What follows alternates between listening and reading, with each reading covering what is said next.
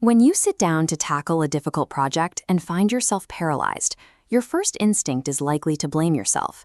You might assume you lack discipline or are just procrastinating. But that physical tension is often a sign of a specific psychological block, toxic perfectionism.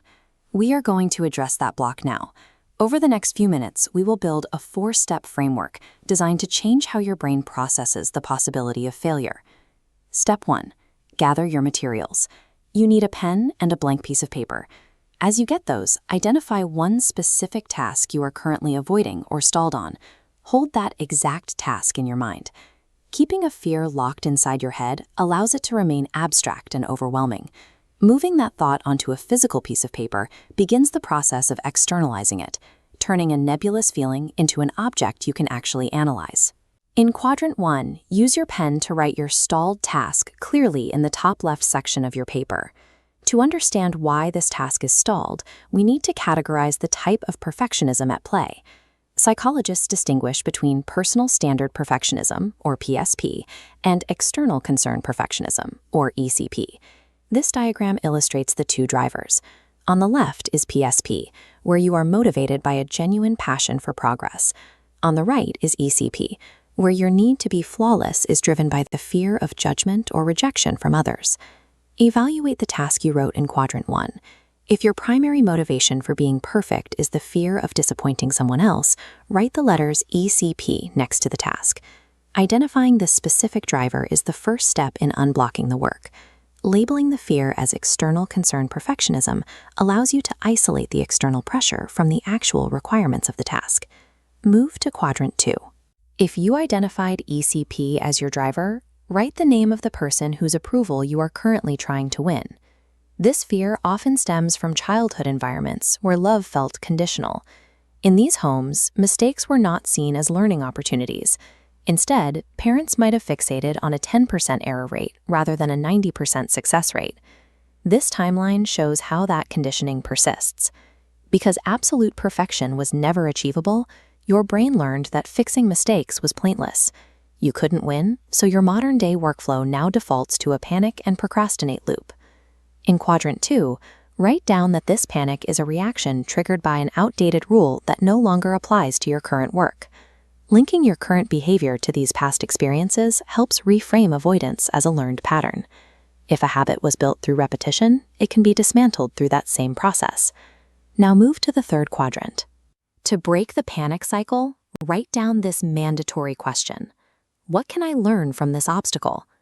This diagram shows the biology of a perfectionism block. When you encounter a mistake, the medial frontal gyrus, highlighted here in red, senses failure. To protect you from that discomfort, the MFG acts as a circuit breaker, shutting down your cognitive control. When you respond to a setback with self-criticism, you intensify this shutdown, effectively locking yourself out of your own problem-solving abilities. Physically pausing to read the question in Quadrant 3 forces the MFG to slow down. This provides the mental space needed for your brain to transition out of a state of panic. This pause allows the anterior cingulate cortex, the green region here, to take over. This is your brain's logical error detection system, which processes mistakes calmly. Pay attention to your internal state as you focus on that question. You will know the process is working when the feeling of guilt begins to subside and you start identifying actionable solutions. The shift away from a perfectionism block happens when you intentionally move your cognitive processing from the panic-driven MFG to the analytical ACC. Direct your attention to the final quadrant. Write down this guiding principle: my standards first, external feedback second. Perfectionism exists on a spectrum where personal standards and external concerns interact. This creates 4 distinct combinations that shape your motivation. It is important not to overcorrect. Moving into the lone wolf quadrant, where you ignore all external feedback, can lead to failure in professional markets or personal relationships. The goal is the top right quadrant. This is where you set high personal expectations to generate internal drive, while strategically using external feedback to refine the final result. In your final quadrant, write down one personal standard you refuse to compromise on, and one piece of external feedback you are willing to consider for this specific task.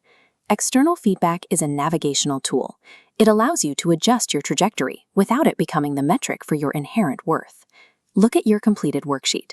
By externalizing the problem, tracing its origin, and engaging your brain's logical processing system, you have dismantled the psychological block holding this task in place.